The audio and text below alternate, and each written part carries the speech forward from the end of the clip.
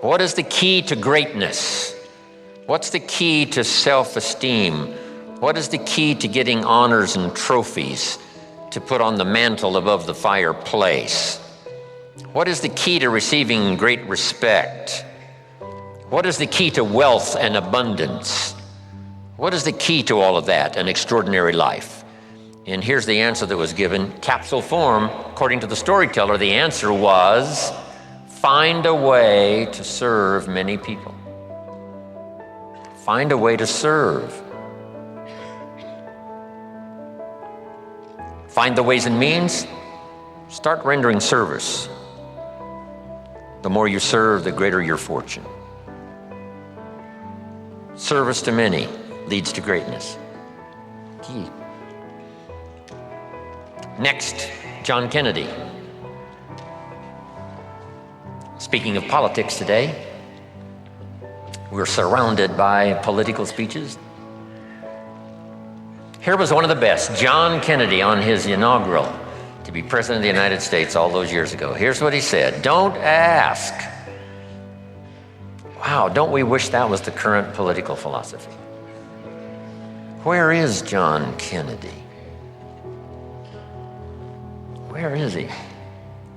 John said, don't ask what the country can do for you. Ignore these promises of what everyone's saying, what the country can do for you. He said, don't ask what the country can do for you, but ask what? What could I do for my country? See, that's the whole turnaround in philosophical thinking. By asking, you receive so little. By serving, you receive so much.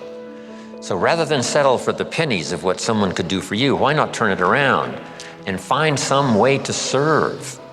It's a pretty simple process. Here's what I taught the Russians.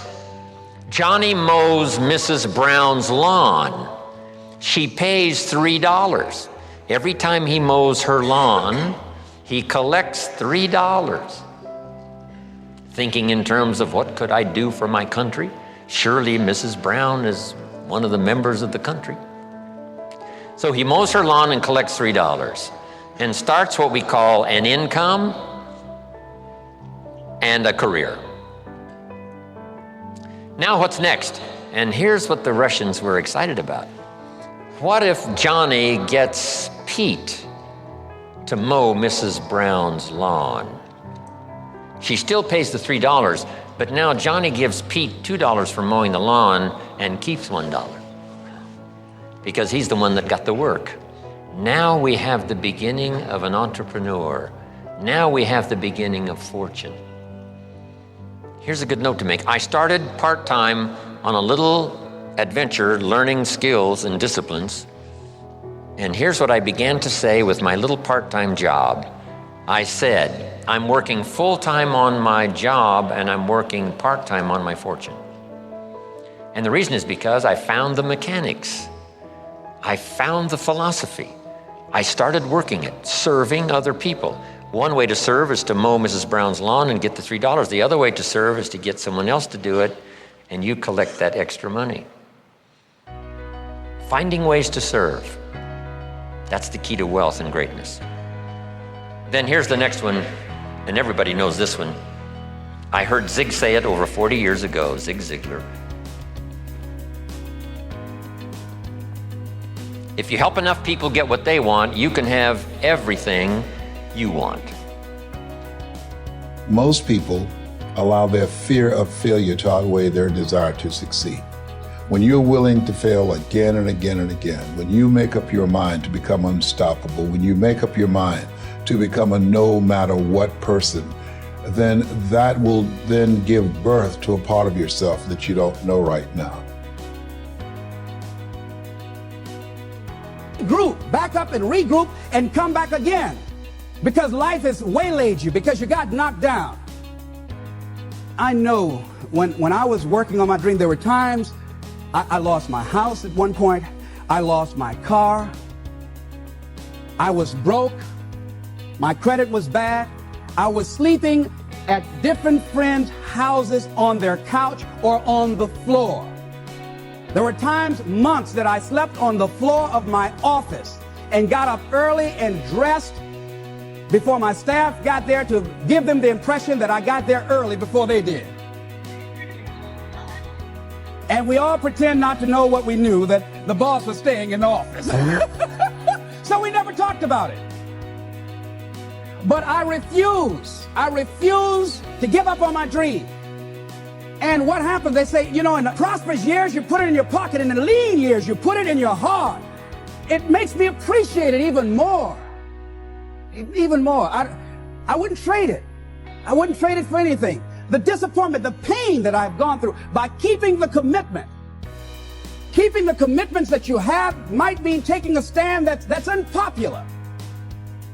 Something was said one time, when you take a position, it says cowardice asks the question, is it safe? Politics asks the question, is it popular? But conscience or commitment asks the question, is it right? And see, most people rather operate from the first two. Is it safe for me to take this position? I remember when I was a state legislator, I saw guys and women who believed in legislation very strongly, but because the Speaker of the House said, we won't go with that, they backed down. And they felt bad about it. They wouldn't take the position because they didn't want the Speaker of the House to be angry at them. They wanted to be all right with all of the rest of our colleagues. See, it takes a great deal of strong courage and commitment on your part to step out a line. Henry David Thoreau says, a man doesn't keep pace with his companions. Perhaps he's listening to the beat of a different drummer. Let him dance to the music that he hears, however measured or far apart. When you are committed, you're dancing to the beat of a different drummer. Don't expect people to understand you. Don't expect it to make sense to anybody why you've got to do this, why you have got to go, why you leave. This is a good job. I'm going. They pay you well. I'm going. You just a few years for retirement. I'm going. Why? I don't understand. You don't have to.